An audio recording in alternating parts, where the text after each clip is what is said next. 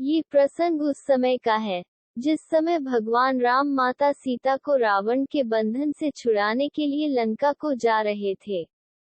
जब उनकी पूरी वानर सेना समुद्र के किनारे पहुंच गई तब किसी भी प्रकार का कोई मार्ग नहीं मिला कि उस समुद्र को किस प्रकार पूरी सेना के साथ पार किया जाए।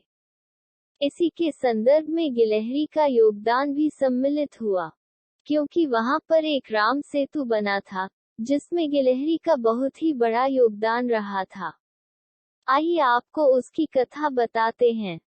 ये बात उस समय की है जब भगवान राम माता सीता को बचाने के लिए लंका जाना चाहते थे, परंतु समुद्र की वजह से लंका पर नहीं पहुंच पा रहे थे और उन्हें किसी भी प्रकार का कोई रास्ता नहीं सूझ रहा था। इस पर भगवान श्री राम क्रोधित हो उठे और उन्होंने समुद्र पर बाण तान दिया, जिसकी वजह से समुद्र देवता भयभीत हो गए और भगवान श्री राम के सम्मुख प्रकट हो गए और वार्तालाप में उन्होंने बताया कि आपकी सेना में नल और नील दो ऐसे वानर हैं जिसके जरिए आप राम सेतु का निर्माण कर सकते हैं और इस समुद्र को पार कर सकते हैं। इसके पश्चात वानर सेना और हनुमान जी ने ये तय किया कि हम सागर के ऊपर एक सेतु का निर्माण करेंगे और उसी पर चलकर लंका पहुंच जाएंगे। इसके पश्चात हर एक वानर ने पत्थर पर प्रभु श्री राम का नाम लिखना शुरू किया और नाम स्मरण करते हुए नल और नील ने पत्थर को सागर में डालना शुरू किया। जैसे ही प्रभु का नाम लिखकर पत्थर डालने लगे तो पत्थर भी पानी में तैरने लगे और कुछ ही दिनों में राम सेतु बनकर तैयार हो गया। जिस समय राम सेतु बनाने में सभी वानर व्यस्त थे, उसी समय एक छोटी सी गिलहरी ने उन सभी को पुल बनाते हुए देखा था। गिलहरी ने मन में सोचा कि प्रभु श्री राम तो साक्षात भगवान है, उनके लिए जब ये बंदर राम सेतु बना रहे हैं और भगवान राम की सेवा कर रहे हैं तो मुझे भी सेवा में अपना योगदान देना चाहिए। ये सोचकर गिलहरी ने मन ही मन प्रभु श्री राम के चरणों में नमस्कार किया और दूसरी तरफ अपनी सेवा शुरू कर दी।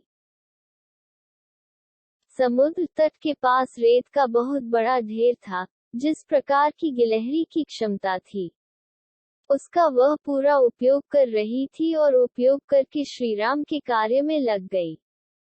ऐसा देखकर वानरों को बहुत ही ज्यादा आश्चर्य हुआ। एक वानर ने गिलहरी से कहा, अरे तुम बहुत ही छोटी हो और एक एक कण रेत लाकर समुद्र में डाल रही हो, क्या तुम्हारे ऐसा करने से पुल का निर्माण हो जाएगा? तब गिलहरी ने जवाब दिया कि भैया, मैं भले ही बड़े पत्थर नहीं उठा सकती हूँ, आप लोगों जैसी सेवा तो नहीं कर सकती हूँ, परंतु इतनी श्री राम ने मुझे क्षमता दी है, उतनी सेवा तो कर ही सकती हूँ। भले ही यह सेवा छोटी हो परंतु श्री राम की सेवा तो हो ही रही है, इसीलिए आप मुझे ये सेवा करने दीजिए। ऐसा कहने के पश्चात गिलहरी दोबारा से रेत लेकर सागर में डालने की सेवा करने लगी।